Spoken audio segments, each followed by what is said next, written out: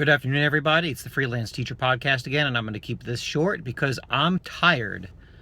I've done 3 days now driving Uber, and it has been an interesting experience. I like it. I don't love it, but I do like it. There is a lot to enjoy, and it's tough. It's tiring. I'll tell you that much. But let's start with some of the negatives. On short trips, and I'm in New York City, so this is all unique to New York City. I don't know about other towns, but the short trips, you don't make a lot of money. You're going to do a trip for 10 to 15 minutes, and it's going to be $5 to $10. The thing that works well here is at the beginning of your Uber career, you have incentives to have many trips. So you can knock off a bunch of trips per hour. It'll be 3 to 5 per hour, usually like 3. And so you can knock through a bunch of trips in an hour because they're short. But the dollars don't come in that big, right? Uber takes 25% of what you'll pull in. The larger money trips that are going to take more time are the ones that are about half an hour ride to the airport. I just got back from John F. Kennedy Airport. That trip netted me just short of $30, $28 or so.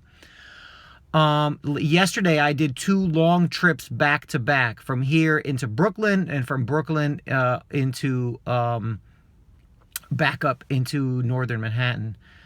I believe so. I'm a little weary, but I had 2 long trips back to back, and in the hour, it was just over an hour, and you make about $55 because each trip was around $28, $25, something around there. You're making almost $1 a minute. You're going to be driving for about 35 minutes, 28 minutes. So you'll be driving for an hour to an hour and 15 minutes, and you'll make $50.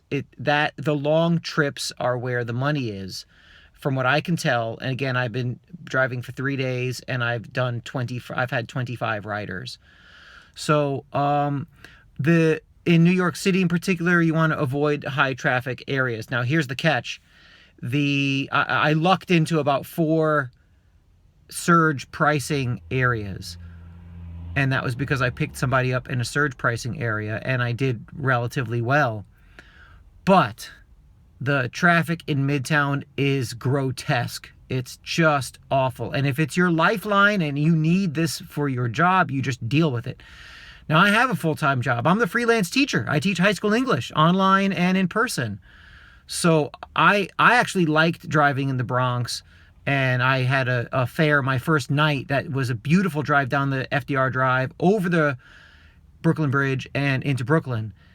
And it was a long drive, and again, because the longer drive was more money. But then I was in Brooklyn, and I was online, and I did a bunch of rides in Brooklyn on Friday night, not getting surge pricing, but I could just drive, and I knocked off a bunch of rides right away. And the same thing happened in the Bronx. I started up in the Bronx, and I got a bunch of rides my first day up in the Bronx in the AM, and it was fine. So the thing is, I'm going to try late at night one of these days. I'm going to try really late, probably after 9 o'clock into the early AM. I'll try that because Sunday morning, this morning, I was in Uptown Manhattan in the Bronx, and it worked out nicely, and it was comfortable. One last thing, I've had one Uber pool trip, and it was a pretty good haul. I think it was a $30 ride from, I started in Harlem. Again, I wanted to get away from the Upper West Side, away from Midtown, so I went north in Manhattan, and I picked a person up in about 117th Street. And then I picked up another woman in Soundview in the Bronx, and I drove them to their respective destinations in the East Tremont area. And the dollars were good. I've had Uber drivers complain that the Uber pool stuff was not lucrative at all, but it worked out for me. I'll tell you that much. It was a good long ride, and it seemed to get the job done. And again, it was about a $30 ride, somewhere around there.